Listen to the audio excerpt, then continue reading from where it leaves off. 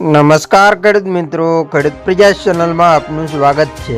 આજે તારીખ 9 નવેમ્બર 2025 સવારના મહત્વના હવામાન સમાચાર ચેનલમાં નવા આવતો સબસ્ક્રાઇબ કરી લેજો। ચક્રવાત પછી વચ્ચે ઠંડીનો વેગ, ખેડૂતોને સાવચેત રહેવાની સલાહ। ગુજરાતના મોટા ભાગના વિસ્તારોમાં છેલ્લા કેટલાક દિવસોથી ઠંડીનો માહોલ સર્જાયો છે। અમદાવાદ, ગાંધીનગર, વડોદરા સહિતના શહેરોમાં સવારના સમયે પવનમાં ઠંડીનો અહેસાસ થાય છે।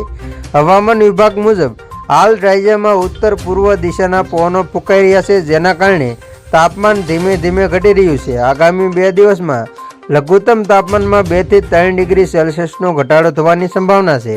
હવામાન વિભાગે સ્પષ્ટ કર્યું છે કે હાલ રાજ્યના સૌરાષ્ટ્ર, કચ્છ તેમજ દક્ષિણ ગુજરાતના સહિતના વિસ્તારોમાં ક્યાંય વરસાદની શક્યતા નથી। દીવ, દમણ અને દાદરાનગર હવેલીમાં પણ વાતાવરણ શુષ્ક રહેશે, એટલે કે હાલ માટે ખેડૂતોને વરસાદની ચિંતા કરવાની જરૂર નથી। હવામાન નિષ્ણાત અંબાલાલ પટેલે જણાવ્યું છે કે 18 થી 24 નવેમ્બરના સમયગાળામાં રાજ્યમાં ફરી માવઠાની પરિસ્થિતિ સર્જાઈ શકે છે। તેમના જણાવ્યા મુજબ 16 થી 18 નવેમ્બર દરમિયાન બંગાળની ખાડીમાં ચક્રવાત ઊભો થઈ શકે છે, જેના કારણે 18 થી 20 નવેમ્બર વચ્ચે ગુજરાતના કેટલાક વિસ્તારોમાં વરસાદી માહોલ સર્જાઈ શકે છે। અંબાલાલ પટેલે વધુમાં જણાવ્યું કે નવેમ્બર અંતિમ સપ્તાહથી ડિસેમ્બર મધ્ય સુધી વેસ્ટર્ન ડિસ્ટર્બન્સને કારણે વાતાવરણમાં મોટો પલટો આવી શકે છે।